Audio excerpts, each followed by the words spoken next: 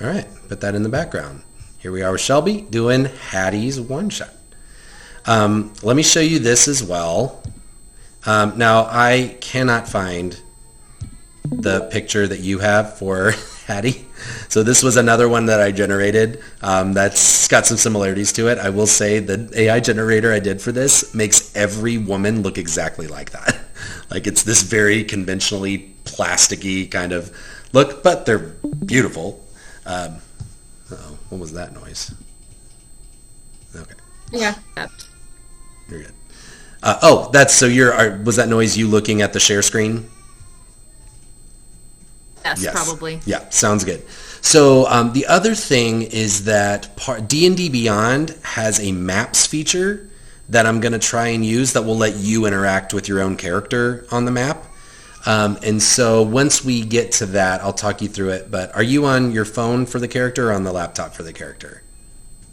I have it on my phone. Okay, you can do the maps on your phone. The only thing is you can't do the app part. You have to hit the what is this? Like the red tic-tac-toe board and hit view on website, view character on website.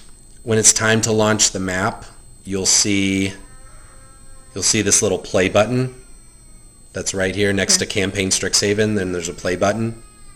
Oh, yeah. The little triangle. That'll launch you into the maps, and then you can interact. You can do it on your phone. Okay, but cool. that'll be a fun way to do this stuff, and I can kind of hide stuff as we look through it. Sound good? All right. Let's talk about Hattie. So what I'm going to do is let you together. We're going to define some of these places and people because I want to understand a little bit of your imagination through this process. Okay. So I want to start on the premise that Hattie lives with her father, Nick Parker, way out in the middle of the wildlands. Nick Parker is a master ranger. He has taught Hattie everything from how to fish, to how to hunt, to how to track. And while he has some magical abilities, Hattie's seems to far exceed she surpassed him a long time ago. All right. But what I want to do, even though I put a picture up, is I would love to hear from your perspective, what does Hattie look like in your mind, and kind of what's a basic description of her that we could use? And the same with Nick Parker. What kind of personality does he have? What kind of relationship would the two of them have? I think the physical description is honestly pretty close on that picture, so that's... Nick, hang on one second. How do you feel about this picture? Well, hang on. I have obviously a very specific person in mind. Oh, okay. Yeah, Nick Parker is a Dennis Quaid type. Okay. This guy is giving Big Daddy energy, though, just for the record. This one right here? Yeah, the guy that you have created is giving Big Daddy energy. Are you okay with that, or do we want to go Dennis Quaid? No, he's fine. Okay. He's fine. So keep going. What kind of relationship do they have? And describe what kind of personality would you think Nick would have? I feel like they're both pretty easygoing, laid back, but like competitive. Like when they go out hunting and things like that, they have little competitions that they're always doing of like who sees the most butterflies or something silly like that.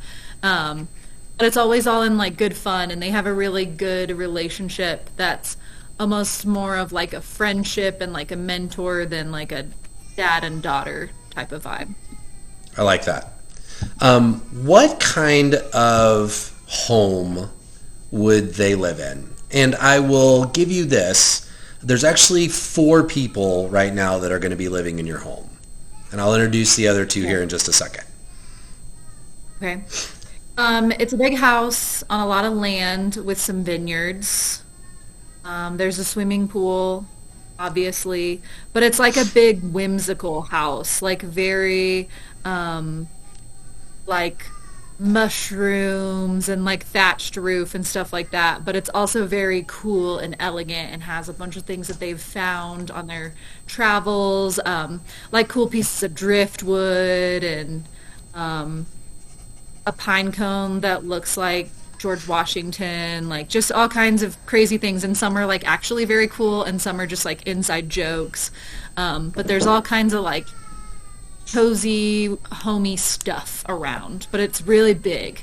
And big for fairy terms. So Well, yes, being, obviously. what, 12 to 14 inches tall, big is like Sure. a bigger version of Barbie's Playhouse, right? And so, Yeah, but what I like exactly. about what you're saying is it's taken well care of, and it's catered to aesthetics and comfort, and there's a sense of warmth about it. It really is a home, but it has that. I'm even just thinking back to the, like just a breezy feel to it. Like the windows are always open, and there's always just that sense of Yeah. you're always just a step away from outside.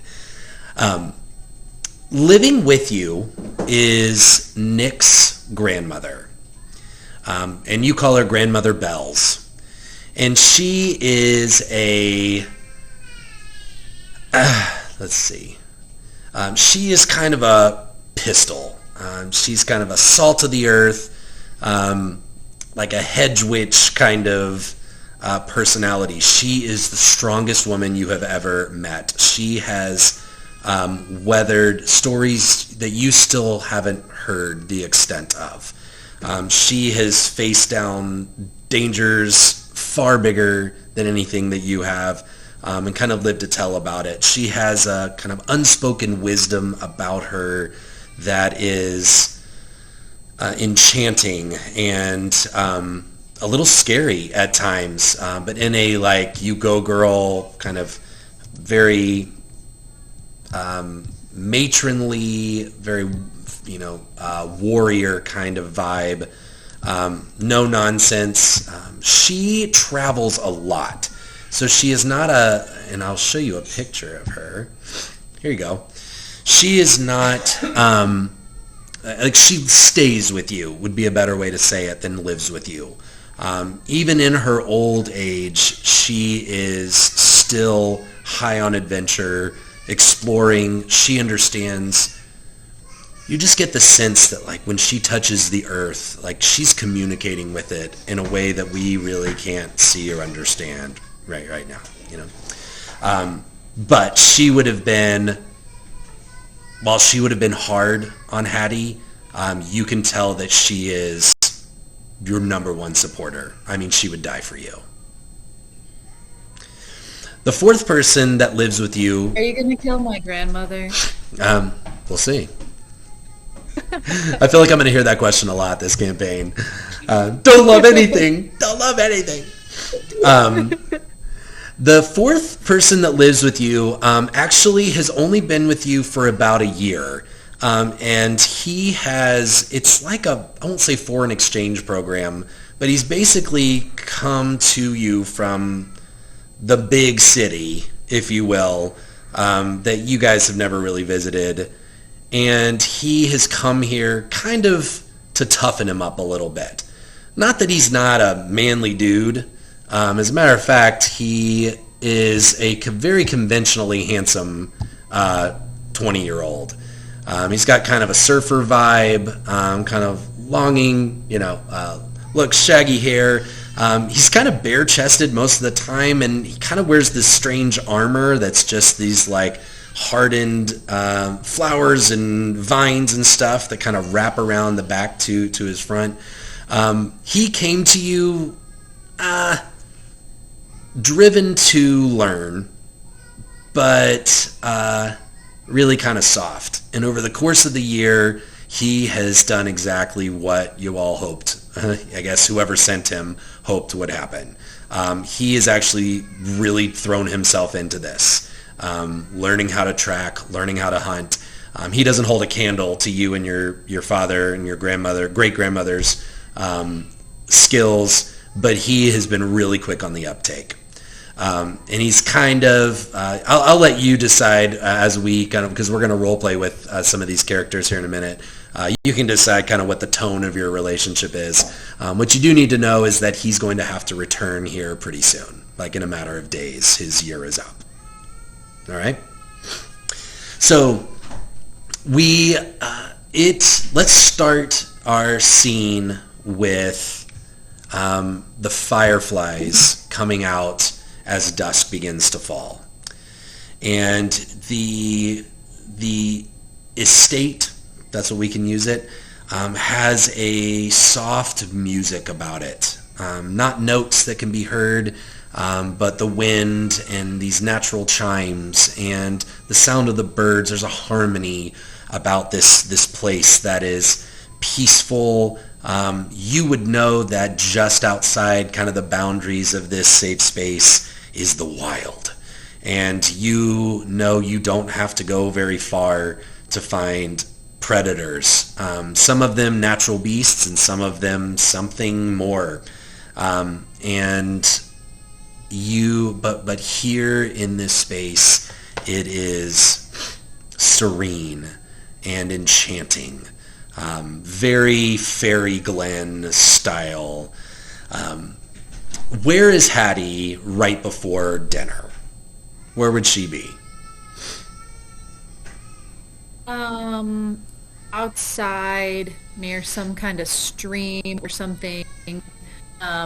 She's kind of like lounging in the last bits of the day, and she's been reading a book about like herbs and plants and stuff like that. I like that. As she sits there on this kind of giant leaf, flipping through this book, just trying to practice identifying certain things, understanding their properties, a giant golden dog bounds up to her, kind of flies into her face, and then obediently kind of stops and sits and waits for permission to greet you.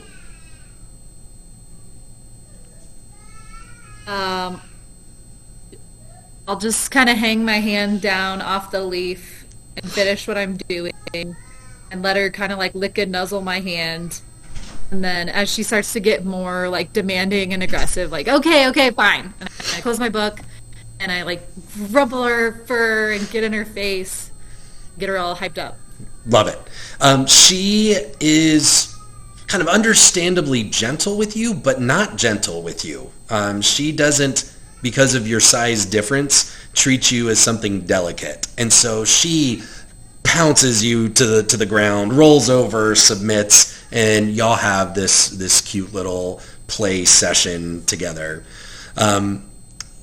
Behind her, you see Grandmother Bells floating down.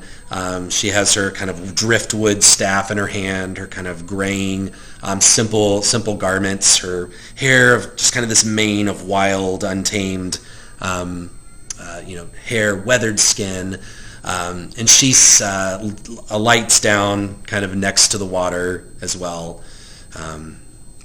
She's like, "Hattie, you spoil that dog." I have the right to spoil her if I want. You're so lucky that she's so good at what she does. She is one of the most loyal companions I've ever seen. That? She's a good hunter. You've done a really good job. But you spoil her, she's gonna get soft. She's gonna get fat. You gotta make sure that there's some big things out there. There's some big things out there. She's gonna have to be ready. She's ready, and I just like make her go crazy again. Very good. You see her all of a sudden kind of twitch, and you actually see this before her. You see on the ground between you a bunch of earthworms kind of frantically come out of the ground, and then kind of slowly start to retract and lay down and kind of resume their kind of earthworm thing.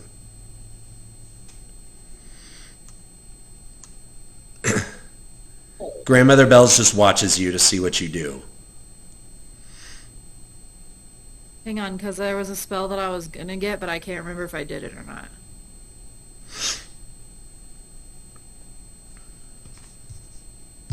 Okay, I didn't. I'm just gonna say, wow, that was crazy. Listen, focus, focus. You notice that something was not right about that. What is it telling you? Discipline. You've got to pay attention to the world around you. It's trying to talk to you.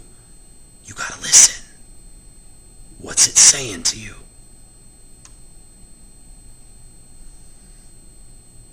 I climb down off of my leaf and go to the spot where the worm came up. They don't appear agitated anymore. They're just kind of earthwormies there. They're just kind of like flopping around, kind of getting back. There's 3 or 4 of them.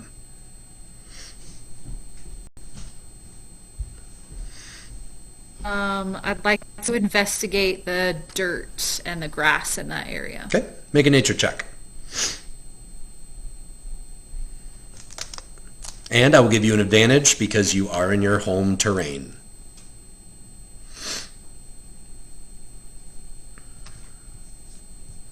11. 11. With an 11, that is kind of just above average. There is nothing wrong with the dirt. It is still the same great topsoil that grows all of these delicious vineyards, etc. The one thing you would competently know is that earthworms don't do that. That was weird. Okay. But animals are weird. I mean, that's part of the beauty of nature, right? That things don't always do exactly what they're supposed to. I scan the rest of the area to see if there are any other animals or plants that are doing funny things. Okay, make a perception check.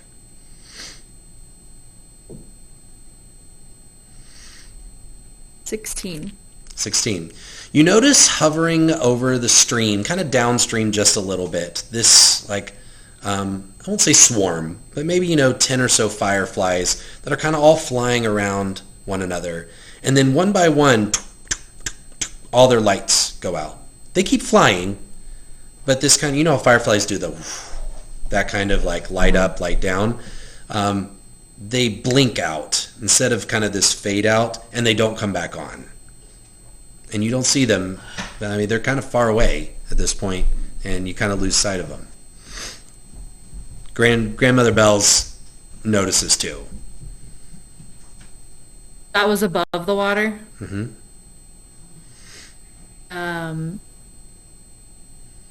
I want to look in the water if there are any like fish or any other things in that area. Okay, roll up an investigation check.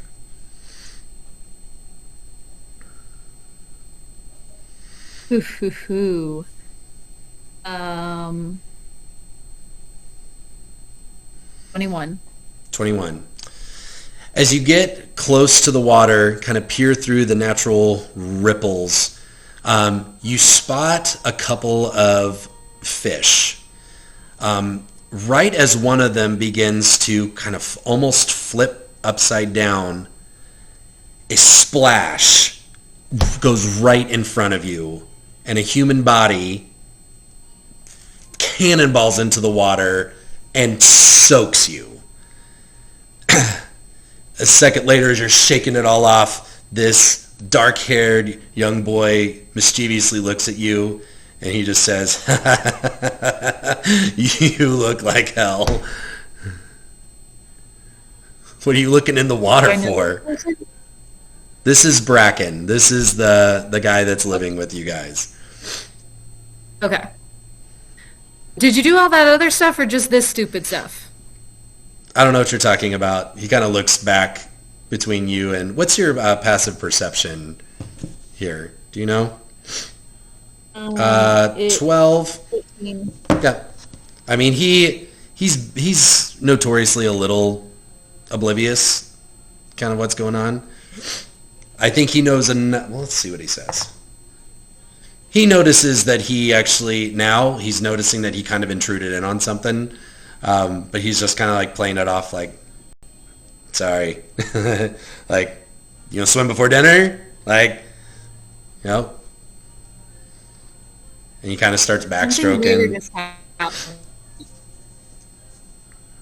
Something weird's always happening around here. Isn't that the lessons you've all been trying to teach me? Y'all don't concern yourself with all the normal stuff.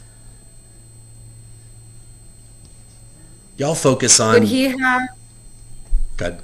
would he have detect magic or speak with plants or speak with animals? Oh, that is a great question. I actually have stats for him. Heck yeah. I need to find those stats. I was actually meant to look this up.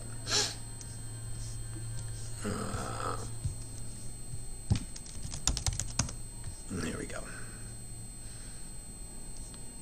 Oh no, what happened? I guess I don't have to mess with him. My grandma's There we go. there. I can just Um, ask her. no, he doesn't have any of those spells. Okay. I guess I can just ask her then. I'm trying to listen, but it's hard to listen when people aren't taking nature as seriously as they should be. And I just kind of like elbow him a little bit. What did you hear? Were you able to make it out?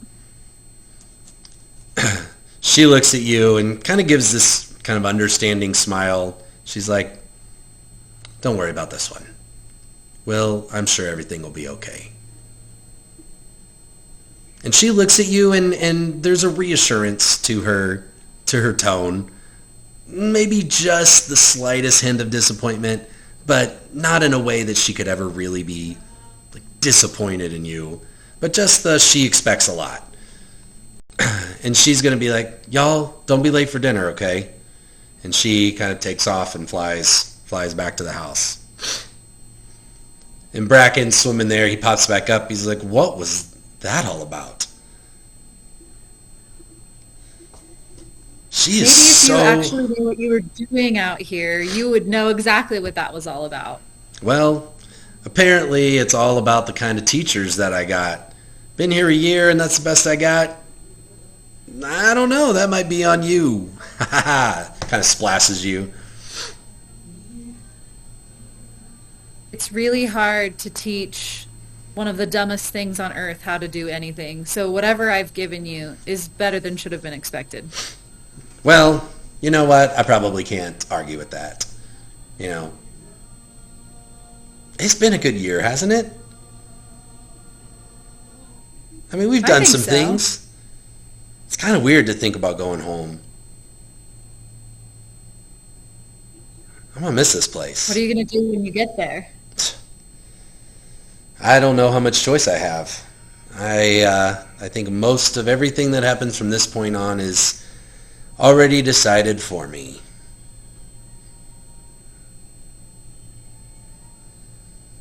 Did you learn nothing here? Don't you think you have some say or some voice in this? You know, responsibilities, expectations, you know, just, I don't know, freedom. I just don't know that I'm going to get freedom like this again. I guess it won't be so bad. Nothing's ever worked for you, then you'll never get it. You're not wrong. That doesn't mean it's easy.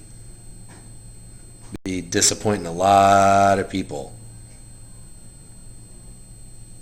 I mean, haven't you already done that? Fuck you. And splashes you kind of back and forth, dives under the water, kind of swims away. Flies out a little bit, does this kind of dog shake. You get a good view of his really great body kind of as he flies up. You coming to dinner or what? Yeah, let's go. Okay. Want to race? Hell yeah, keep up if you can. Do you want to do a dexterity check? Oh, you jump on Jesse? Yeah. He's like, cheater! He's like, as he trails behind you. He tries. He's fast, but he's not that fast. You all arrive at dinner. Nick has made a beautiful, beautiful spread. It's kind of a charcuterie meets kind of a help yourself, but a lot of just earthy things that are really colorful, really well presented. He kind of he meticulously cleans his instruments for these beautiful daggers that he uses for everything, whether it's cooking, skinning, gutting, you name it. But they're always impeccable. They're always perfectly sharp. He takes all of that very seriously. But dinner time, meal time, wine, those are the pleasures in life that he kind of loves to step away from. And that's when you really see him relax the most. And Chad, he's not intense. Not like Grandmother Belle's, certainly. As he goes in, he's like, "Hey, sweetie, you hungry?" Worse, always. Oh, come on in. It's time to partake. Come on, this food is going to waste. If not, Chessie's got some food down there, and y'all eat up. Is there anything that before we kind of work our way through this, kind of into this next part of the story, is there anything you want to ask him? Anything you want to talk about, or anything you want to talk to Grandmother Bells or Bracken about? I want to ask Daddy Nick about if there are any specific omens or signs behind the worms and the fireflies. And I want to describe for him like what I saw, I felt, and kind of the general feeling in the area, and ask him what he thinks and if there's any kind of wisdom from the earth about those specific omens. He would kind of take a break from eating and just kind of thoughtfully chewing as he looks at you. Very confident in having a conversation with you. You can see Grandmother Belle's like kind of looking at him out of the corner of his eye, like, "All right, like show me what you got," kind of. And he looks at you. He's like, omens are metaphors. And what I'm more interested in is what'd you feel when you saw it?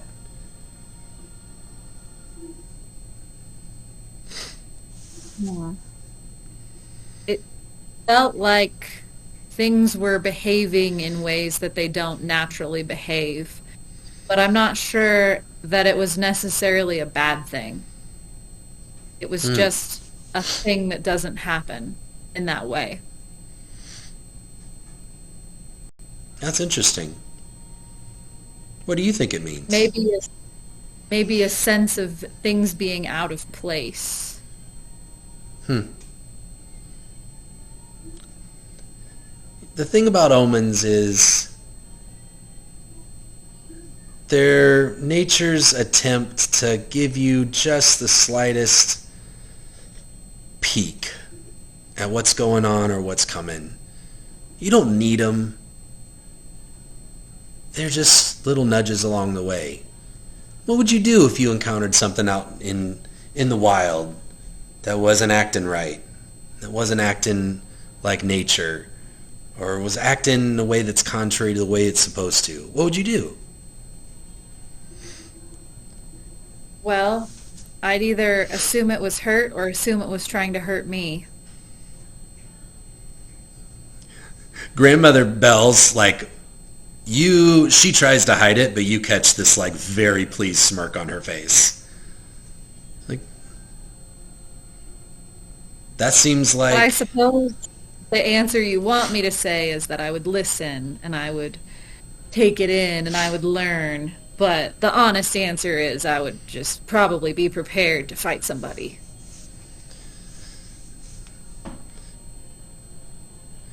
Things are supposed to fight. That's how nature works. Predators fight. Things defend themselves. All of that is natural and normal. You're talking about something different. You're talking about something that's not acting normal. That's acting in a way it's not supposed to. What would you do in that situation?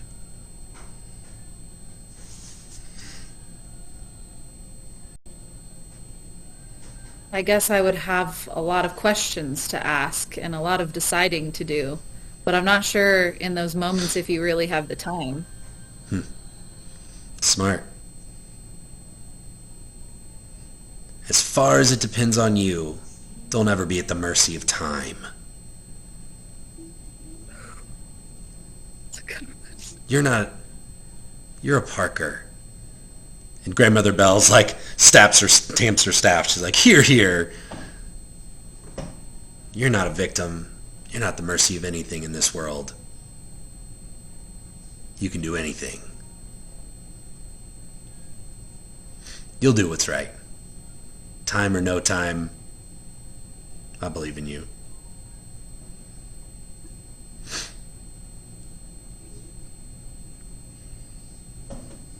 I think that's all I would do. Okay. Well, for what little wisdom your dear old dad has, a lot of times omens are not. They're probably already in motion. So, guy, I wouldn't stress out about it. You didn't start it. Maybe you'll be around to finish it. But in the meantime, you got to be present where you're at. Do your best. Fight if you got to fight. Listen if you got to listen. But don't worry about it.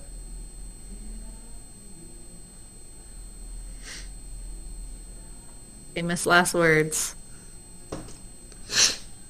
Bracken is like taking this in, realizing just the sagely conversation that's happening right now. And you can tell he's just oddly meek. You've kind of noticed he's been arrogant and kind of a little bit entitled. And like when he first got here, y'all had to kind of teach him to like clean up after himself and like not assume that anyone's just going to like take care of you and like fix your own damn meal kind of attitude.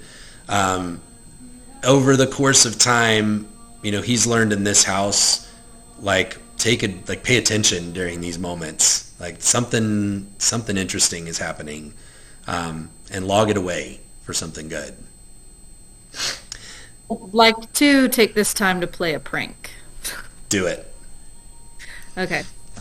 I want to use Druidcraft to create like a tickling or a tingling on Bracken's leg. Okay. And I'm going to talk very casually to my dad and my grandma and like specifically not to Bracken. And I'm going to tell them, today I was reading in my book about this specific type of poison that people can get.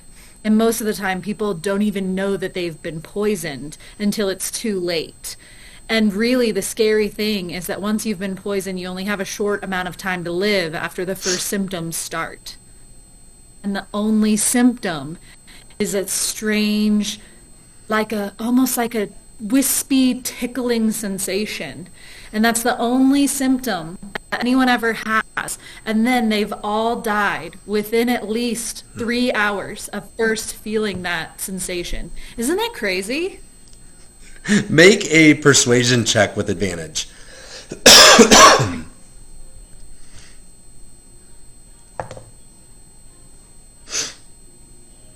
I also need you to make a sleight of hand check because Druidcraft has a verbal component to it, so it's an incantation you have to say out loud. But I'd like to see if you can whisper it to where he doesn't know that you've cast this spell. He won't know what form it's taken. Persuasion and sleight of hand are both 11. 11.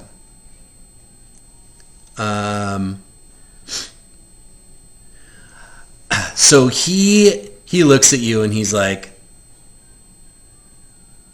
what are you playing at here? Shut the fuck up. What are you doing? You can't poison me. I'm immune to poison. He kind of looks actually like a little scared a second, like he just admitted something he wasn't supposed to say out loud. Like, oh my God. No. Have you been poisoned? He kind of looks, all three of you look at him, and he's like, I mean, I technically no. Here, hang on. I got out my book. So it says that everyone who's been poisoned has gone into a river just before sundown and has been a complete asshole and the stupidest person alive. Does that line up? Did you do that? He looks at you and he's like, Sure. I guess if there's a first time for anything. Ha ha ha. And he looks a little relieved that you aren't talking more about it. It's like, great. So he takes a sip of wine and like tries to steer the conversation away from that.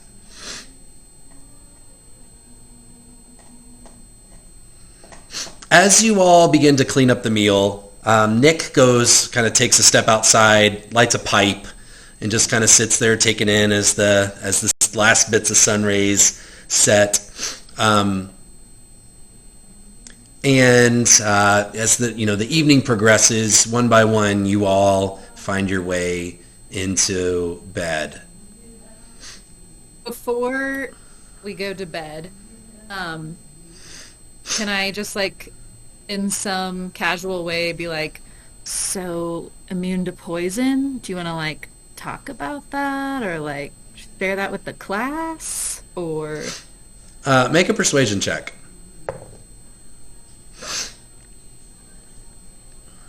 4. Oh, he rolled a 5. He's like, don't read too much into it. It's not that big a deal, really. It's not important. It doesn't matter. Does it come up often? I mean, I've been here a year, and it's the first time we've talked about it. So, I don't know why it even came up at this point, but yeah, I can't get poisoned. For some reason, I just can't. For some reason that you're aware of, but you're not saying? Yeah, I mean, it's kind of horrific, and I kind of just don't like to talk about it a lot. I will tell you it is not attractive or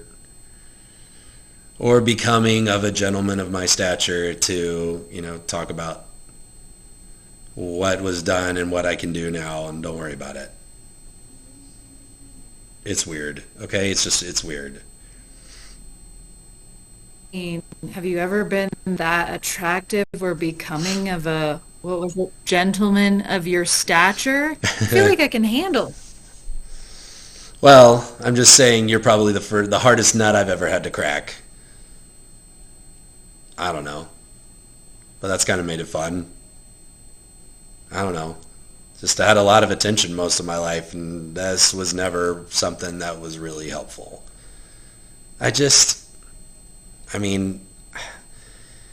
So I got into some trouble. It's one of the reasons why I came here, and I was in somewhere where I wasn't supposed to be and did something stupid, drank something stupid, and let's just say I can do some fairly disgusting stuff now.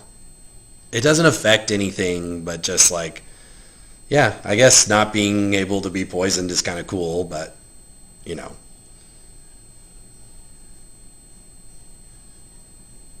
don't worry about it.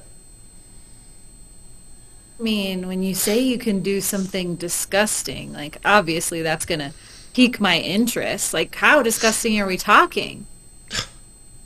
You really want to know? Obviously. And you're not going to fall out of love with me if I show you this? I'm certainly not going to fall out of love with you because that would imply that I was falling in love with you. But, give it a shot. We'll see. Fine. So he flies you kind of off the property. Y'all kind of go into the woods, kind of in an area that, isn't one of your normal trails. He doesn't want to mess up anything that's already there. And he's like, okay, I'm just telling you, this is really gross. And you see him kind of still himself. He kind of takes a deep breath. And then he vomits this like acidic purple ooze, like 30 feet. And it burns through everything in its path. I mean, holes out of trees, flowers destroyed, rocks. I mean, an insane amount of damage to this. But it is like you hear the dry heave as he does it, And when you look back at him, he's like drooling it. It's kind of leaking out of his eyes a little bit. He kind of looks like he like got sick on himself. And you just see him like, oh, God, this is just so gross. Yeah, there you have it. I have some weird ooze living in me, okay? And it's disgusting.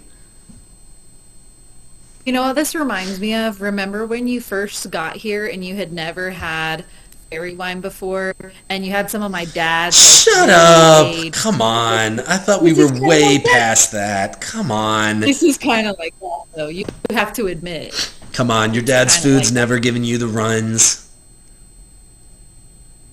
I didn't say that, but I also didn't. See, I knew it. I knew it. Well, I showed you mine. What's your secret sauce, huh? I guess I'm still figuring that out. Ugh, how sagely of you. God, your family is just like so heady and insightful, and man, there just aren't people like that back home.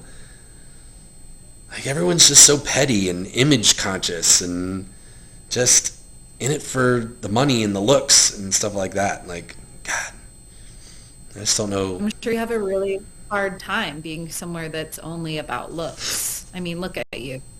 I'm sure you do very poorly in that type of a society. What are you even talking about? Yeah, you know, something that is more than that. Something that's, I don't know, more meaningful. Who says you have to go back? Well, let's just say there would be some big consequences if I didn't go back. I have to go back. I have to. Like, you were right back there when we were talking. Like, I'm probably not at the mercy of this to the degree I'm bitching about. Like, I probably have some say in this. Like, I'm being too hard on kind of where I came from.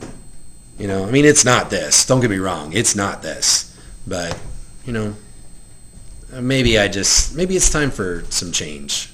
I don't know. It's worth a shot.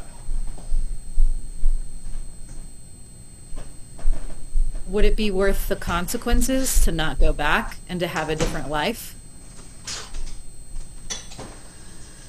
I mean, I guess you could say there's a responsibility factor in this too. Is it a responsibility that you feel responsible for, or that someone else has made you feel responsible for? I guess I'm still trying to figure that out.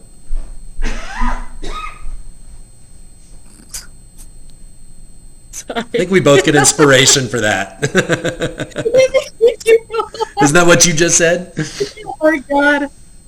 We just walk ourselves right into that. We are crushing it. As you make your way back and go to sleep for the night, night falls. You hear the sound of cicadas kind of coming up as the night begins to get underway. You fall into a deep sleep. Suddenly you're shaken awake, and your dad is there. He's like, Hattie, wake up. Listen, we've got to go. We've got to go. Something bad is happening, and it needs our help. I need you to get dressed, get your gear, get Chessie, I'll get Bracken. We've got to go. We've got to go now. Am I having a ton of fireworks? Did I say something? Yeah. Cool. It adds a little sparkle to what I'm trying to communicate, right? Yeah. I grab my rucksack that has my most treasured belongings in it, and my bow and arrow, and Chessie's super cool collar that I need to think of what that would look like, and get ready to fuck some shit up. As soon as you all kind of gather and he looks at the two of you and Chessie and it's like, all right, we're ready to go. Y'all take kind of one step towards there, and Grandmother Bells appears kind of there. She's like, what's going on? You see her kind of dressed, her clothes are kind of blowing in the wind. One thing that Grandmother Bells is never without is this amulet that looks like a flattened head of a pine cone. And she has protected that fiercely ever since you have known her. You've never seen her really do anything with it, but she always has that. And right now, as you look at it, it appears like the tines are kind of rotating, not in any kind of sequence. But she's like, where are you going? What are you doing right now? And Nick looks at her. He's like, Grandmother, we have to go. Like, the omens were right. Like, something is terribly wrong. And he kind of listens. And you actually hear this kind of breeze go through his vineyard. And while you can't hear it, you see on his face a look of conversation. Like he's listening to a sentence being spoken to him by the plant life around him. And he kind of doubles down on his, we've got to go. You can come with us if you want. I don't know why you're standing in our way, but we got to go. And she kind of puts her staff down. She's like, Nick, this is not your concern. I don't think this is a good idea. And he looks at her half-heartedly and he's like, then come with us. And you decide for yourself. She's like, well, I don't know any more than you do, but fine, have it your way. And she kind of steps out of your way to let you all resume kind of this hunt. You begin barreling through the woods, Chessie in tow. You go down a few familiar paths, your kind of normal ways, but you fly for a while, like 30, 45 minutes. You finally start to go into an area you're not super familiar with. It's dark, it's hushed. This area you started to hear fewer and fewer of the nature sounds, the cicadas, the kind of late night birds chirping, the mockingbirds and crows. Things have gotten oddly silent. And you all come upon, Nick kind of puts his hand up, kind of this signal of like, stop and listen. And he kind of starts giving these motions, and you all kind of fly and hide behind a couple of rocks. And you've come upon a clearing in the middle of the wood, and there is a built structure. It is, between you and it is probably 30, 40 feet of cleared space. There is a river, like a small river, 10 feet wide, and real shallow, more like a creek, running between you and it. It is perfectly square on the sides. It's about 30 feet tall, no windows, one door. Make, if you would like, a perception check. I would like. Bracken rolled a natural 1, and so he has no idea what's going on. 11. 11. The building appears to be made of wood. It appears to be old. It's something you're kind of surprised you haven't seen before. I mean, you know these woods really, really well. The door appears to be well fit, so there's not really seams or cracks. It's not rickety in a sense. There's a fortress feel to it. And I will say with an 11, you see these little arrow slats all around the area. These little thin, 3 inches long. Basically, archers would thread it through there and fire. You also see a very, very thin, you smell it before you see it, very, very thin plume of smoke, just a swirl of smoke out some kind of, at the very, very top. The smell, though, is unnatural. It's like plastic burning. It's not a smell you'd be familiar with. A wood, even rotten wood or even stink wood doesn't smell like that. Like something is weird.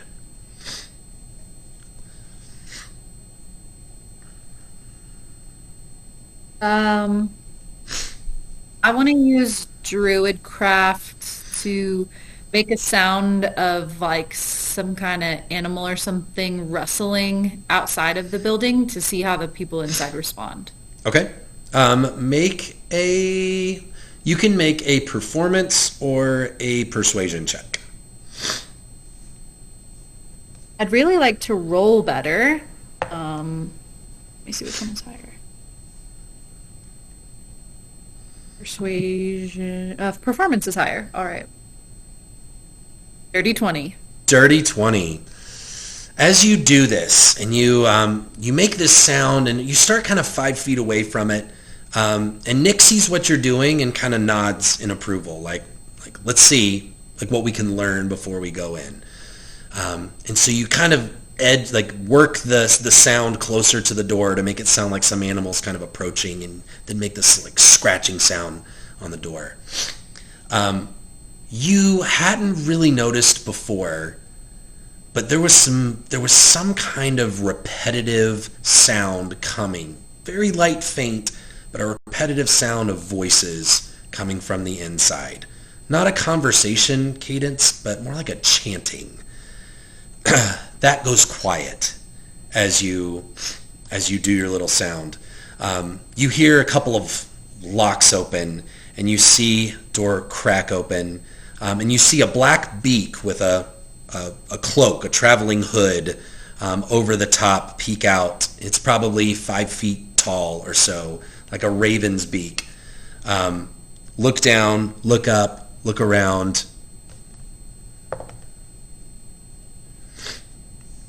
And spot you. Cool. He goes, the creature slams the door, and in the inside you hear a loud female voice. What languages do you speak? You speak Common, Sylvan, and Elf? I think so. So you That's correct. don't understand the language that is yelled.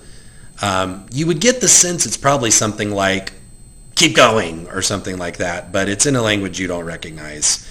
And you hear the sound of the chanting actually increase and begin to get louder on the inside. You see the smoke up top get a little thicker.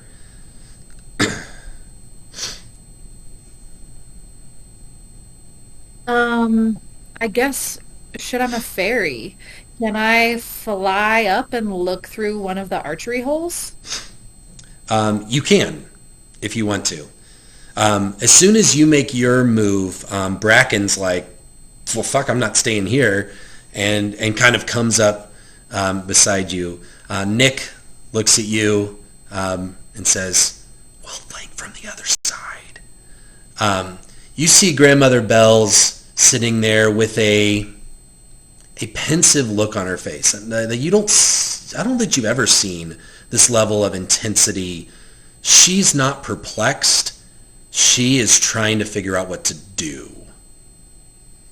Okay. And she is not really taking any steps to hide herself, but is not approaching the structure. Kind of the eagle eye view side of things. You have seen her do some incredible magic, and so wherever she is, if something needs to happen, she's probably going to act.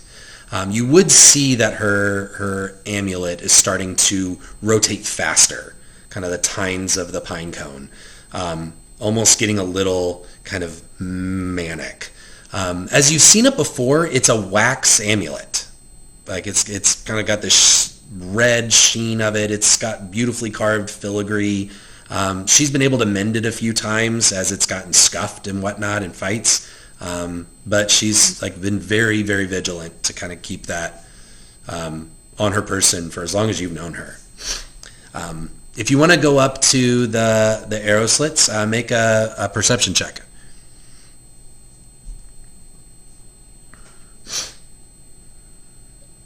I'm rolling so bad. It's a 6. It's a 6. Through the arrow hole, again, if you go up to eye level, it's this big and it's deep. So you're not able to really get a view that can turn. You're kind of just seeing into this. You see the tips of a green flame that's kind of letting off this acrid smoke, but you're not really able to make out what else is going on in that space. The chanting, though, is getting louder, and it's violent and gruff. It's not, it's one of those, I don't know how to speak French, but I'd recognize it if I heard it. The devil and demonic languages are kind of like that. This is not those. This is a weird language that doesn't have kind of the regular vowels. It's strange, but it is just repeating over and over and over. At this time, the door opens and a dead rabbit carcass is thrown out, and then the door is slammed. It has been fully drained of blood, and it is virtually inside out. No one cared at all about the meat, the fur, utilizing this with this was done haphazardly with seemingly one purpose, to simply get its blood. Okay. I don't want to make assumptions about what folks are up to, but this doesn't sound good. If I fly above the chimney, can I see down through the smoke? Great. Make another perception check.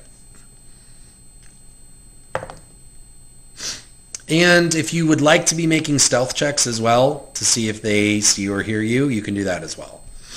If you don't care about being quiet, then we'll just go with what it is.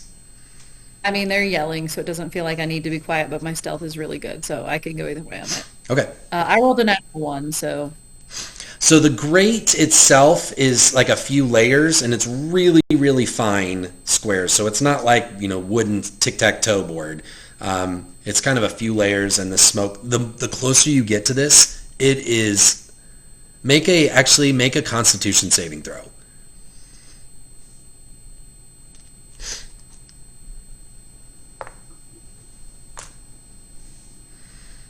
$11.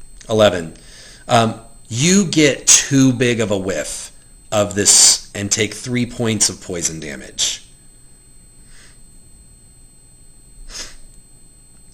Bracken notices while you see him inhaling twice what you do, it does not appear to be affecting him at all. But he does look at you concerned. He's like, "What are we gonna do?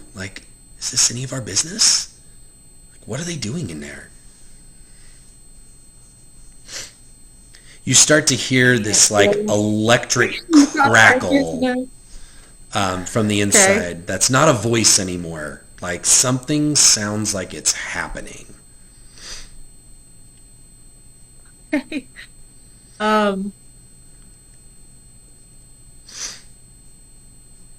I want to knock on the door. Okay. So you fly down and you knock on the door.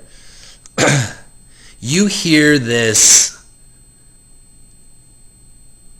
screech of a young woman's voice. "Come away, leave us alone!" Hi, just curious what you're doing and if we should be worried. It seems a little hazardous to the general area. You hear this chanting. "If you interrupt us again, it'll be on you. We've come too far."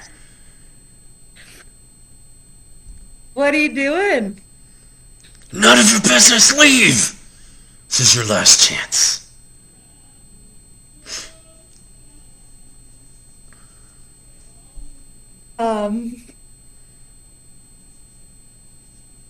I would like to cast snare on the ground.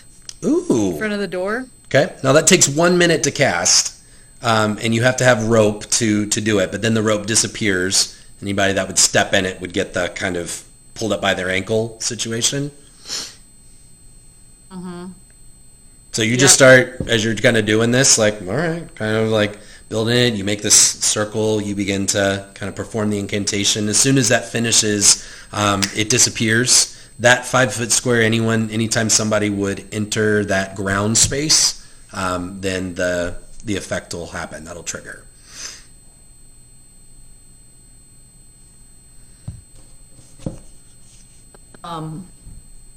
Cast bolt or You what? cast firebolt at the door. Okay. As you go, you hit the door. The wood, it splinters and explodes and begins, you see this scarring on it. From the inside, you hear this female voice just start barking orders in this language that none of you know. The door opens and the raven-headed figure, it's basically a walking upright raven in a dark hood cloak, steps out. What do they need to do for the snare? They make a dexterity check.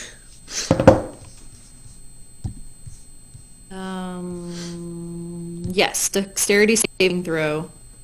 Wait, sorry. Intelligence check against my spell save DC in order to be discerned. Well, I'm going to say they didn't even think to check it. So they stepped on it. Right. Dexterity saving throw. Yeah, natural 19 plus 2. Well, that ought to do it.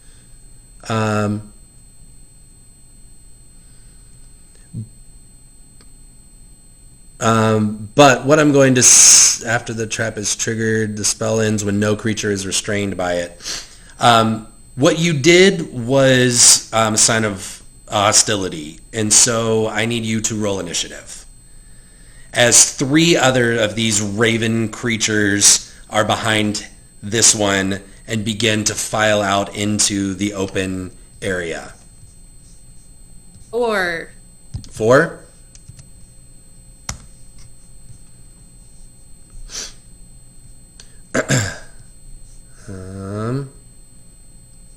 Okay.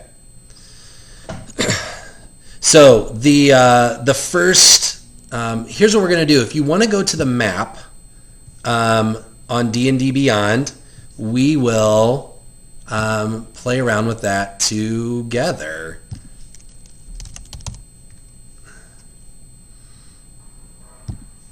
I wasn't supposed to do that, huh?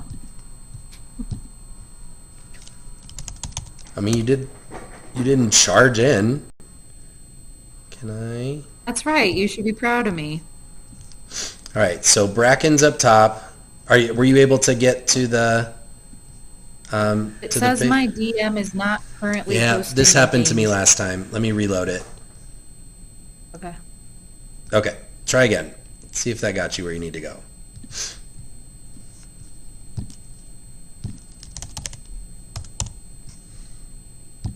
Yes.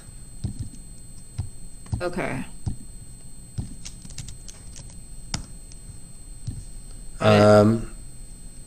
Let's see. So, players, we want to put Hattie on here.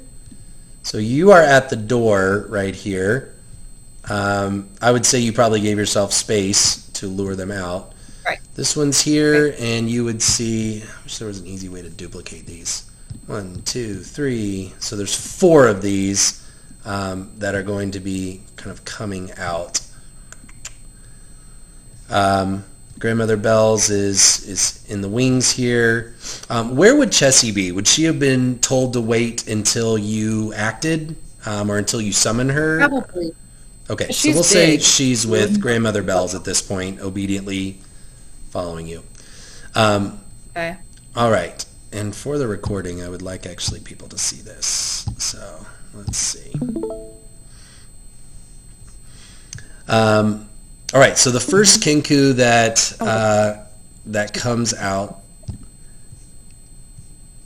is going to miss the snare, set it off, jump out of the way, and is going to actually be somewhat startled and is going to misty step out of the way, kind of as an act of self-preservation here, and is going to kind of come over to reappear over in this area to get a look at what they missed. And then they will pull they had a quarterstaff on their back that they pull out, ready to kind of do what they were told to do. The one behind them is going to come out, see you, and is going to cast Shocking Grasp on you. Let's see. I don't know if I can roll on here. 10 to hit. What's your armor class? 14. So you see this like feathered hand kind of lunge at you. You're able to kind of dodge out of the way. You can tell me how cool you want that to look. In my mind, it was very cool. Yes, same. In not being able to do that, they kind of block the way for the other two that are on the inside.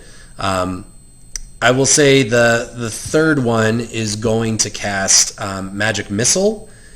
And the thing about Magic Missile is I don't have to roll. Damage is not great, but it's going to fire 3 beams of this kind of necrotic energy at you for a total of 8, 9, 10, 11 points of force damage.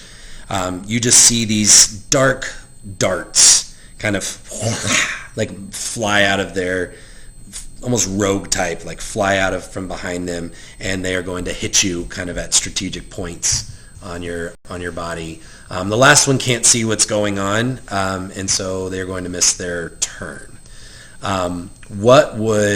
Let's see, who's next?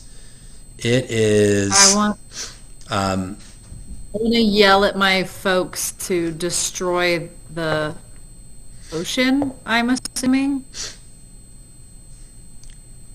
Okay. I say it more confidently than that. Sure. So I did the initiative a little bit out of order. So let's say this. We're going to call this basically a surprise round, so we'll go back up to the top. Grandmother Bells gets a chance. Did I not put her on here? Yeah, she does. Okay. Sorry, I'm still learning how to use all of this stuff. And I'm trying to do it without paper. Come on. Yeah. Oh my God.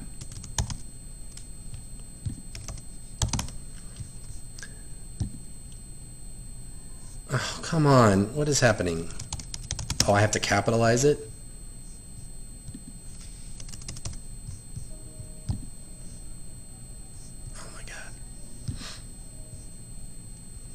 I'm sorry. I can't pull this up right now.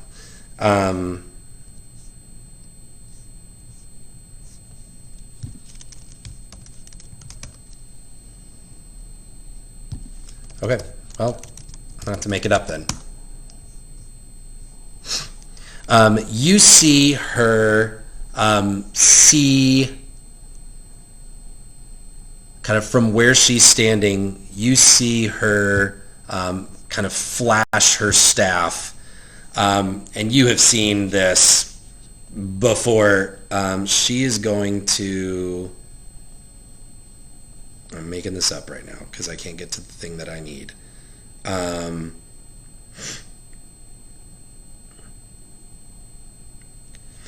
She is going to cast Blight on the Kinku that just lunged at you. They need to make a...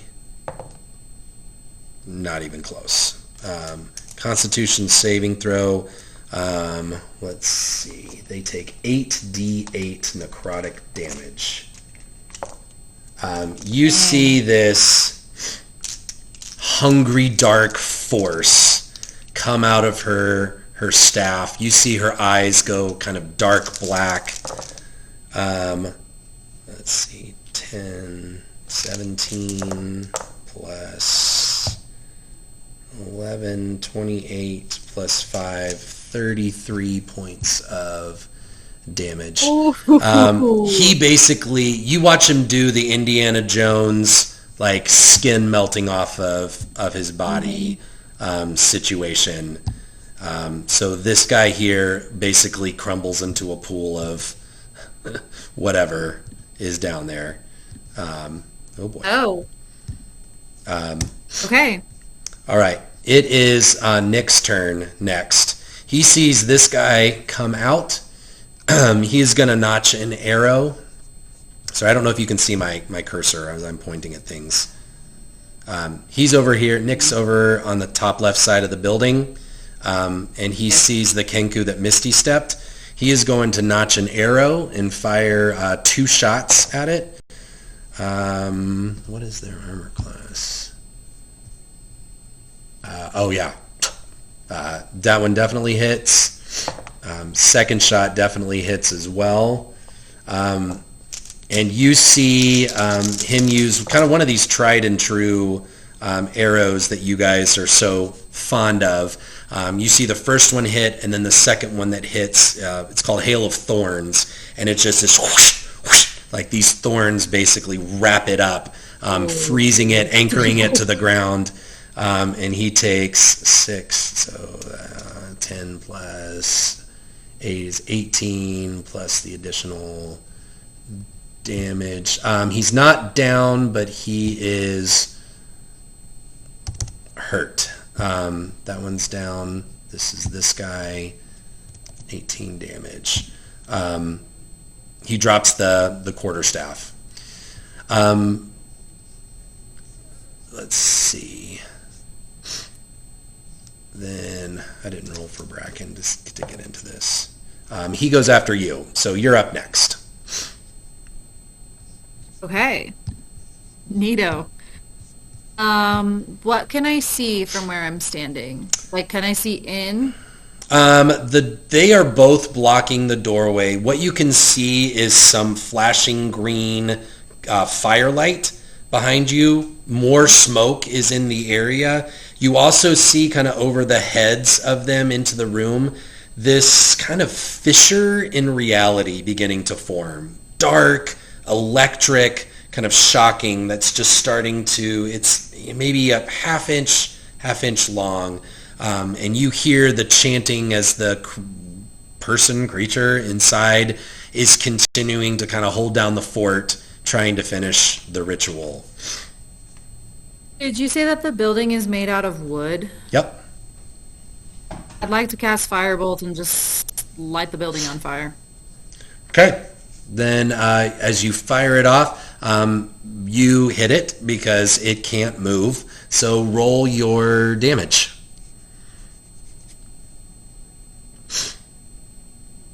And do this. Roll an Arcana check to see if your fire... So firebolts typically are like gunshots.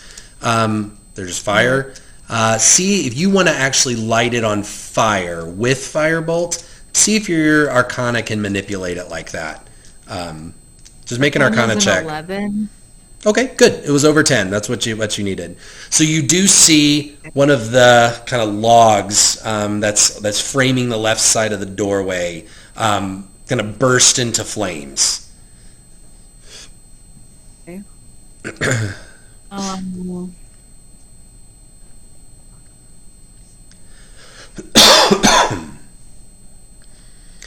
I would like to call Chessie. I'll use my movement to get as close to her as I can and then call her to come the rest of the way. Okay. Where would that generally put us? So if you were looking at it, Chessie's got a 40-foot run speed. So each of the squares is 5 feet. 1, 2, 3, 4, 5, 6. So she's 30 feet away from you. She could pick you up. So you could fly up, or if you're going to jump on her, you would have 10 feet of movement left on her. If you want to meet her, back one way and then head a third direction, you can do that as well. She would need to clear the water. So y'all were easily able to fly over this. She's actually going to have to probably swim a little bit. So I'm going to take that back. that will be some difficult terrain for her to shortly swim that 5 feet at the closest point. So she can reach you with all of her movement this turn. So she's going to go after you, but follow your directions. I'm going to not worry about that then. Can I just fly up? Yes. Mm-hmm. Yep. So straight up in the air, 30 feet. Okay. And so Chessie, you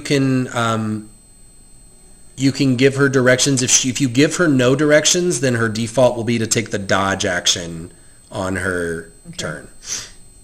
I'm going to tell her to protect Grandmother Bells. Okay. Not with her life, though. Deal. Sounds good. All right. Now it's Bracken's turn. He's realized that the fight is around the corner. Let's see how smart he is. Fairly smart. Okay. So he's going to come around here and be a little bit lower than you, enough to see... Actually, I would say when he comes around, the first enemy he sees is the Kinku there on the left. Let me see what his actions will be.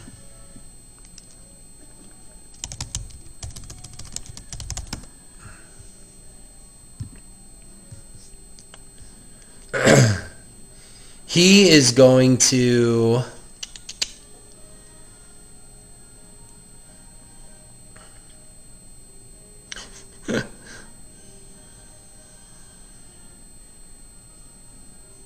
Oh, this is actually really cool. I forgot he had this ability. So he's actually going to, you watch him fly down and get right in the face of the Kinku at the doorway. And you see him grab his own chest and rake his fingernails across his chest. And this purplish ooze, not blood, comes flying out in this cone shape. And it's going to hit both of them. Whoops, you're not supposed to see that. Here we go. They need to make a DC 16 Constitution saving throw. First one's a natural 2. Second one's a 14. What's his spell save DC? What's their Constitution? That's what I need to know. +0. So they both fail. They take 4d8 poison damage. 18 points of poison damage. And you see it starting to kind of eat into their flesh. They are considered poisoned for 1 minute. That is going to drop... Okay. This guy down, and this guy down. As he tries to fly away, this thing is going to get an opportunity attack against him. Natural 19, and is going to cast Shocking Grasp on him, which succeeds. And he's going to take 9 points of lightning damage, this dark lightning damage. All right, we're back at the top of the initiative. So Grandmother Bells is going to get to go again. You see her still kind of hanging back, watching what's going on. Y'all are not doing too shabby. She is going to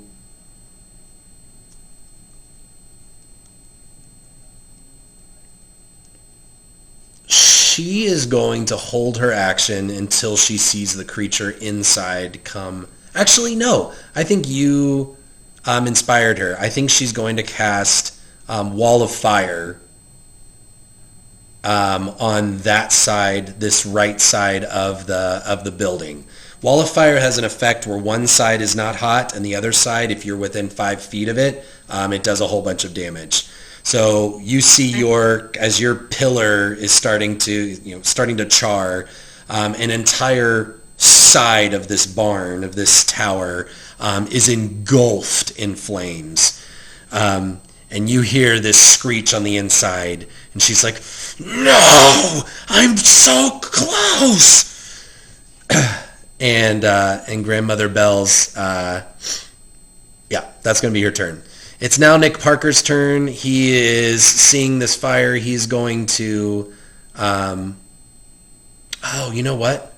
I missed their turns again, right? Well, either way, they're after him. So I'm going to have him fire 2 more arrows at this guy. 2 of them hit. And this one knocks him to the ground. He's totally out. And then he is going to fly around to see, kind of get a vantage point and see if he can figure out what is going on. He sees Bracken. You are probably even with him on height. You see Bracken kind of smoking a little bit from the shocking attack, and this Kenku on the inside that is badly burned with poison acid damage. It is now their turn.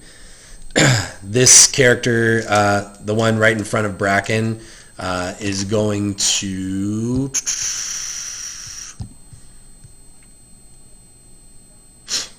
cast Magic Missile at him at 2nd level. Again, these just black darts fly out. 4 of them do. How does Bracken's poison work? Like, do they have to do a DC at the beginning of their turns or continue to take damage? Being poisoned, they would have disadvantage on any direct attack rolls that they would make. Magic Missile doesn't require an attack roll, so it just hits. Gotcha. So that might be why they're doing that. All right. So Magic Missile, he's going to take math. 15 points of force damage in addition to what he has done before. He is showing signs of hurt, but he's not close to being down yet. The one behind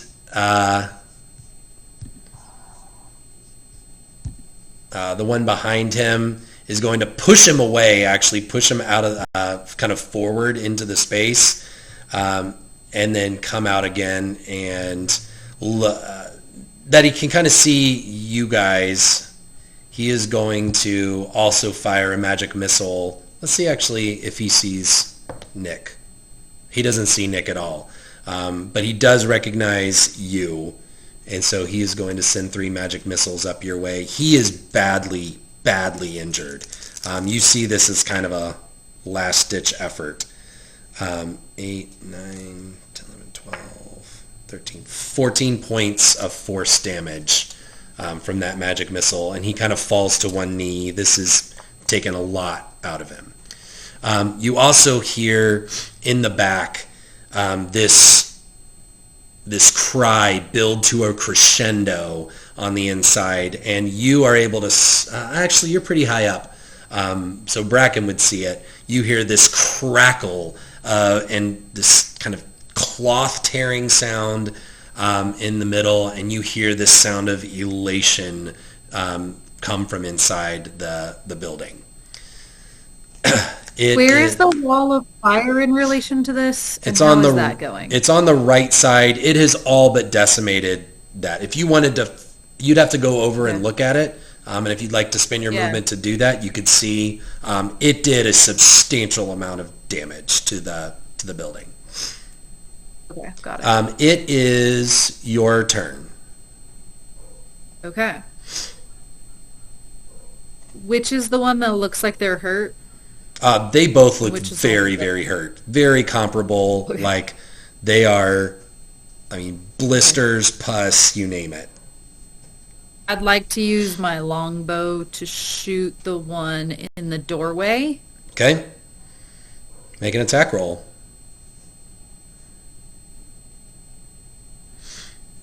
14. That hits. Okay.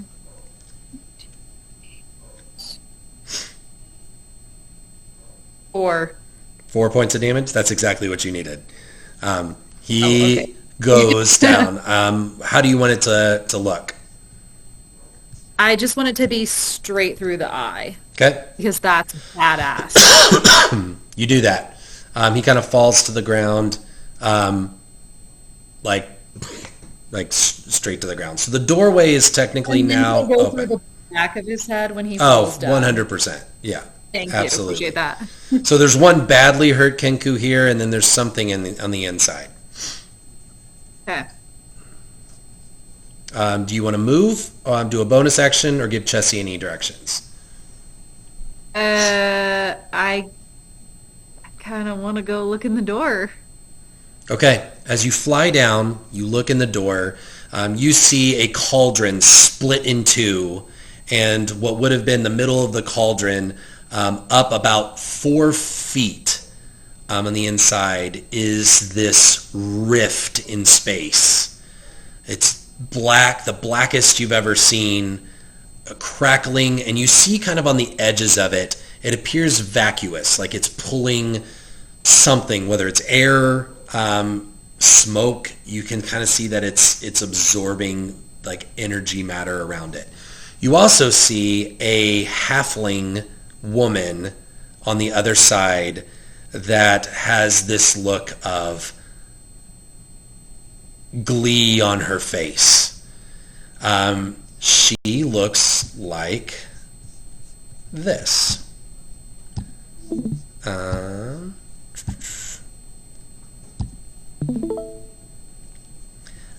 Blood red eyes, long unkept black hair. She's a halfling, so she's taller than you. So she's about just over 2 feet high. She's wearing like this white nightgown kind of look, like total The Shining kind of look to her. It is not her turn yet, but that's kind of what you see, and you make eye contact with her, and she smiles. Not an evil smile, a like insane, like Joker Batman smile. Great. Anything else you want to do? No. So she has apparently completed whatever ritual she tried to do. The firewall, while it is still there, it is completely decimated, that side of the barn, and she's able to look through it. She spots Grandmother Bells, and she is going to jump kind of abnormally high through the wall of fire. She takes quite a bit of damage as she does that. And you see from your vantage point,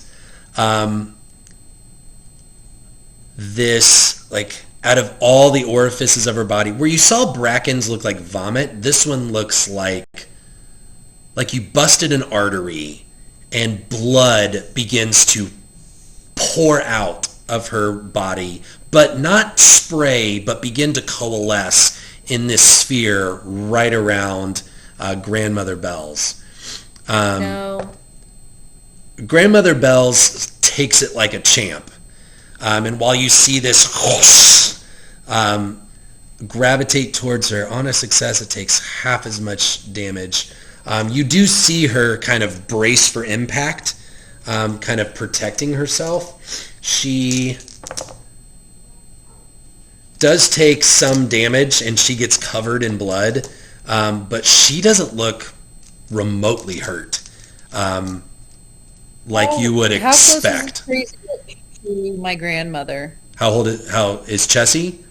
How close is this crazy bitch to the grandmother? Probably about 25, 30 feet.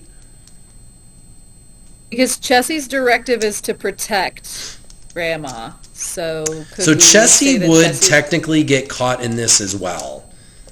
And so why don't you make a Constitution saving throw for Chessie? Swear to God, if you kill my dog and my grandma.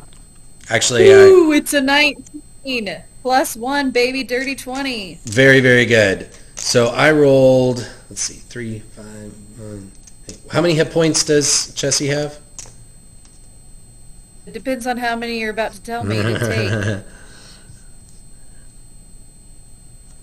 She has 16. 16? Okay. It's 13 points of necrotic damage, but because you made the save, she is not incapacitated. You see Grandmother Bells, while she took the brunt of it, you actually see this kind of ward of some kind of protection. While she took some of this, it wasn't as much as she could have had taken. Like, she protected Chessie kind of at her own expense. Does that make sense? Aw. Yeah. Make an insight check for me.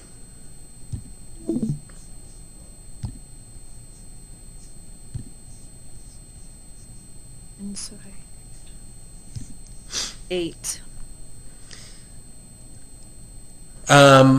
Okay. With an 8, you see a very strong woman that you are very familiar with, doing something amazing. After the young woman jumps out, does this, you see her physically transform into a were-raven and take off and begin flying away in the opposite direction of where all of you are.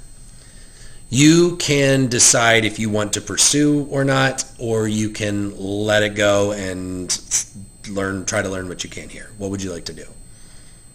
Bye, bitch. I want us to go investigate this cauldron. Okay. Really. Let's say in the meantime, Bracken has made good time. Between Bracken and your dad, the last Kenku is fallen, with no love lost between all of you. As you come into this space, there, hanging on the walls, you see our other, is it insanguinated? Is that when you take blood out of things? Desanguinated? Whatever. Animals, like blood, animals drained of blood, kind of horrifying knives, scythes. You see a collection of herbs. You see this kind of cracked potion with kind of acid spilt all over the ground. If you would like to make an Arcana check to see what this fissure is, you are welcome to. I'm rolling like trash, so it's a 4. Okay.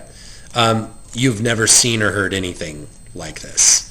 The wall of fire goes down outside, and you hear Grandmother Bells like puts it out and enters the house, and she gets there before Nick and Bracken even make it in, and she says very, very calmly but sternly, "Hattie, back away from that now.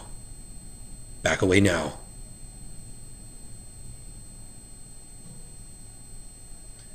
And she herself goes up to it. You see in her face this look of awe, this look of amazement, this look of surprise, kind of all wrapped into one. Nick and Bracken kind of make it in. Bracken's the first to talk. He's like, "Oh, what the hell is that?" And Grandmother Bells says, "This is something that no one believed existed." It's a good movie trailer. She says, she begins to start some kind of incantation, but before she finishes, you see movement on the other side of this, which is strange because as thin as it is, you see a body that is somehow coming through the other side of this. Even though its three-dimensional proportions shouldn't be able to fit through this, it falls out. She casts this protective force behind her to protect all of you, and flies up, and you see this face come out. It's not a face. It is a Dementor-like robed figure. It has tree limbs growing out of its back at long angles. It has a cross for a face made up of kind of fire, like a fiery plus sign, and a couple of candles that are on the frames. It is a truly horrifying sight. I actually have a picture for you. Oh, great. And as soon as she sees this figure, she drops the wall of force, and in a language you don't understand, she addresses the entity. The entity makes it all the way through. It is human size, floating, has no apparent bottom half of its torso. You can't really even tell with its kind of ripped and tattered rags if it has a body of some kind, but you hear a voice, and it's kind of like when you see cartoons of something that doesn't have a mouth. There's usually like a light that kind of goes when it's talking, and it begins talking back to Grandmother Bells in the same language. Make an insight check.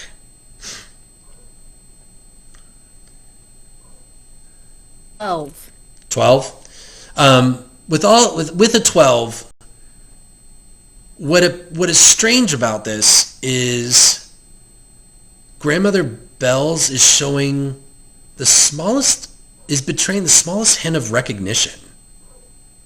And she begins, she and this creature go back and forth. The creature really offers no movement. It kind of is, that Dementors, they kind of lean forward and their robes trail back. You see the candlelight flicker, but at like odd, wrong angles. At one point, the tone of their language gets very, very agitated and intense, but then it kind of calms down. You hear Grandmother Bells get very quiet after it makes a specific statement. And then you see her just kind of nod imperceptibly. She looks back at you, and she said, Hattie, I want to introduce you to somebody. This is Professor Spade of Threes. He is a professor at Strixhaven University. His specialty is the negative plane. If you want to roll an Arcana or History check, you can, to see if you know what that is. I mean, I can, but I'm not rolling well, so I probably won't get to know it. This will probably be the one, right? What is it? 17. 17. So what you would know, the negative plane is a term that is often used to describe the outer rim of the multiverse. So it's these different kind of planes of existence. You have the elemental, you have the Feywild and the Shadowfell, which are real close. You have the elemental planes that are there, and then you have these outer planes. And the good ones are in the positive plane, the bad ones are in the negative. That's not what she appears to be talking about, is a collection of kind of darker themed worlds. She says this... She kind of hesitates and pauses, and she looks at Nick, and she says, Nick, I need you to take Bracken back to the house. Hattie, it's time that we had a discussion about who you really are. Let's go. Nick hesitates for the briefest of moments, but Grandmother Bell's command of this moment, he just obediently, Bracken kind of ever so slightly protests what's going on. There's a lot of questions and no answers. But Nick kind of ushers him out, and they return home. Chessie obediently waits for you outside the building. She looks over her shoulder at the entity, who kind of gives you the slightest of bows, and then simply just seems to go and stand guard over the entrance, over this rift. She says, Hattie, I have been meaning to tell you for a long time, and it actually is unavoidable at this point. I am a dragon. I live in fairy form and have lived among the fairy folk, but I'm not just any dragon. My name is Belladros Witherbloom. I'm one of the 5 founding dragons of Strixhaven University. I was born 3,000 years ago with my 4 siblings, and together we started the premier college of magic in the known multiverse. Each of us were given a domain to grow and oversee, and mine was nature. Not just nature, not just growing trees and flowers and watching the cycle of life as puppies and butterflies were born, but also the death and decay that exists as well in the worlds as we know it. All colleges at Strixhaven follow these terms of balance, and we teach and explore all forms of magic. And oh boy, sorry, I cannot find the page I need.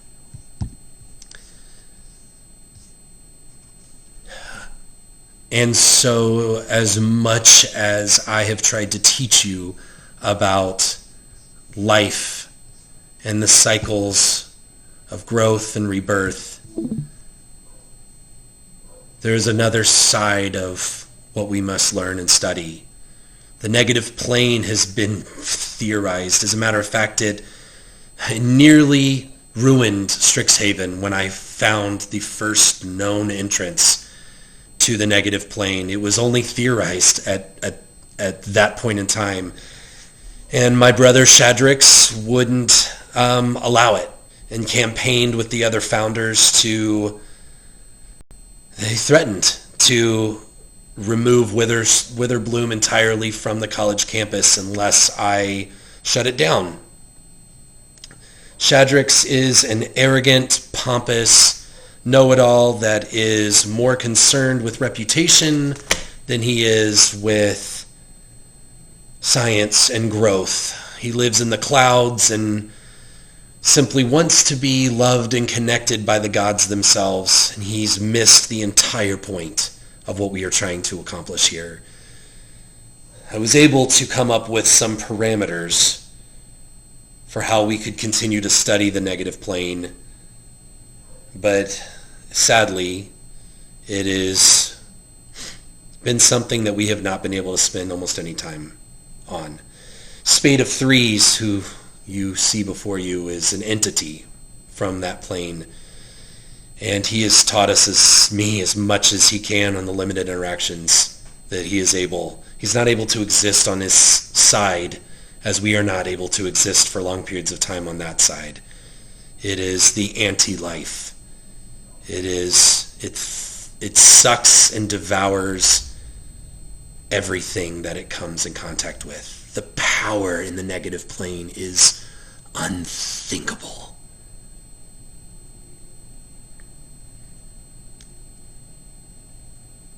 There's something else that you need to know.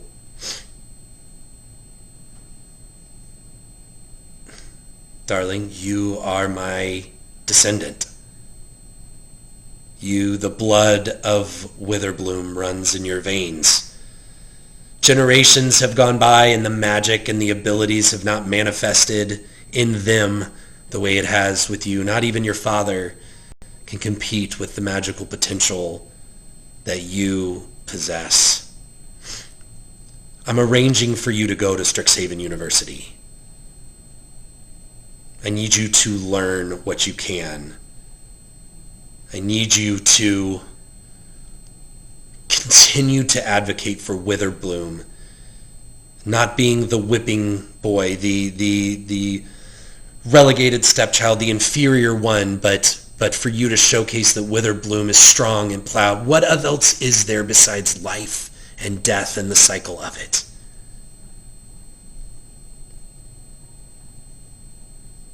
Go and make us proud. before you go, actually, I'm going to let you respond there because I've talked for a long time. She pauses, just staring at you.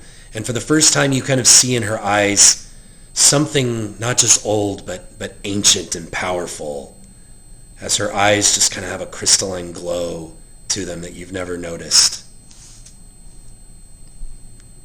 Am I a dragon? Sadly, no. But you have my blood, and that gives you certain rights and privileges and power. Is there anything else you're not telling me? What I have not yet told you could fill libraries. All in due time. Okay. All in due time. I'm not going to send you, though, without some preparation. I have 3 gifts for you. She reaches a hand out to you, and just her hand morphs into a dragon claw. And she touches the very center of your forehead and begins to trace down kind of behind your ear and to the nape of your neck. While you can't see it, you see this slight glow, and a tattoo appears on your kind of face. When you go look at it, it is silver. It is very subtle, kind of thread thin. But she looks at you and she says, "This is to protect your mind. Should Shadrax, should any of the Silver Quill students try any of their mind-altering magics, this will protect you. It will root you in the here and the now and give you a sense of truth." What you also need to know is that Strixhaven boasts an anomaly. In the center of the campus is a magical event horizon called a snarl. It is a tangle in the weave of magic, and it has the capabilities of augmenting magic when you are in close proximity to it to an unthinkable degree. The gift I've just given you, if you are close to that snarl, will grant you 1 use of a wish spell.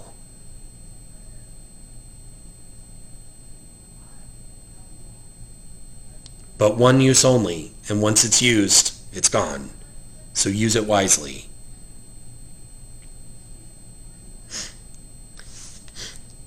Secondly,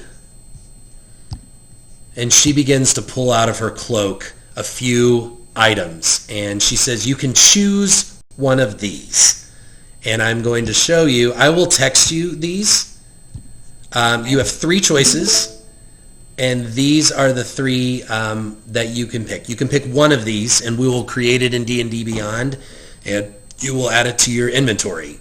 They do a couple of different things. There's a brooch of many sizes that would allow you to grow and shrink, augment your abilities if you want to play around with something fun like that. You have a pretty badass bow that will let you do quite a bit of extra fun stuff. You also have this Festerwood Vizard. It's a bug mask that you can put on. It allows you get blind sight out to 10 feet. And in addition, you can summon a swarm of beetles that fly out of the mask's mouth and obey your verbal commands. Oh, yeah, we had that in our last campaign, but we forgot about it and never used it. Perfect. Well, you can choose that. You can choose one of these. Take your time. You don't need to decide until we start the campaign. But that will be something fun that you can use to augment. The last thing that she gives you after you've made this selection is she takes the amulet off of her chest, which is gyrating wildly. And she takes it off her neck. As soon as it does, actually it continues to move. She holds it kind of lovingly in her hand. And she says, "It's time you had this." And she goes to put it around your neck. It is much heavier than you thought that it was going to be. As it sits on your chest, it continues to move. but that kind of dark red, brown, kind of pine coney kind of feather just sits on your chest, warm from her body to yours. And she says, Hattie, you are never, ever at the mercy of powers greater than yourself. Don't ever bow. Don't ever kneel. You stand up like a withered bloom.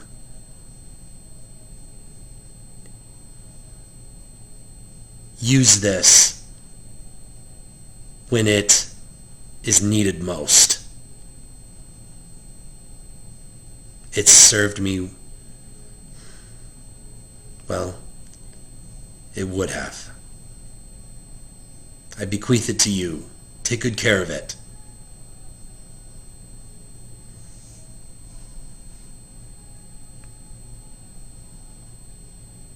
What does it do, though? I'm afraid you're going to have to learn that and earn it.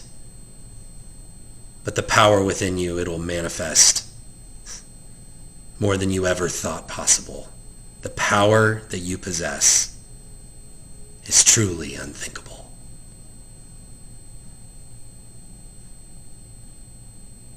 Okay. And that's where we'll wrap up. Okay.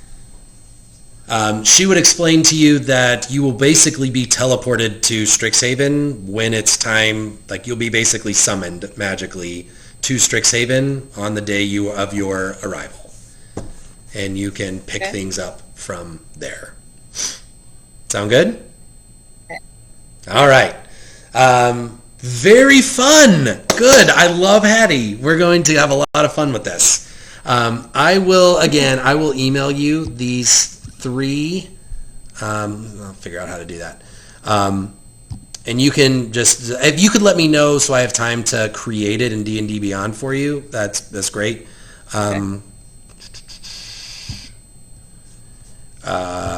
But otherwise, how do you feel about your character and kind of what you can do? You feel like you started to kind of get the hang of it? Yeah, I think it'll be interesting trying to remember to use Chessie in battle because I've not ever had to manage someone else like that. So hopefully I don't accidentally kill her. Sure.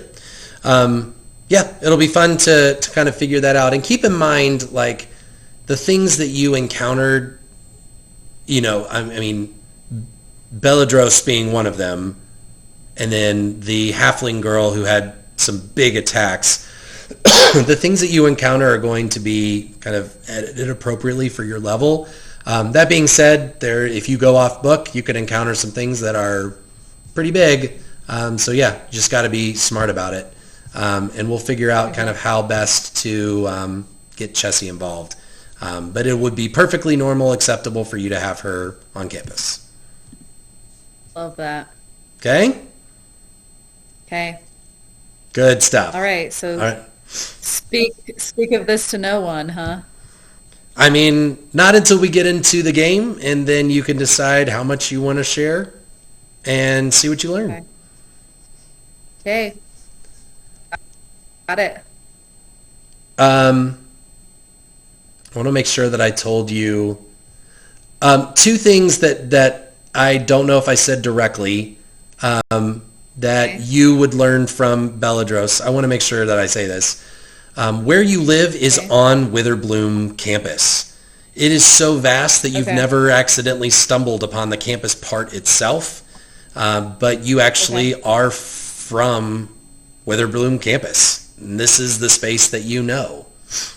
And I forgot to say this. So the negative plane entrance, Beladros would task you with not only going to learn magic, but to find a way to contact her if you hear any whispers that it's been discovered and who might be responsible for kind of plotting its opening. Like who was this were-raven girl? What was she trying to accomplish? That kind of stuff.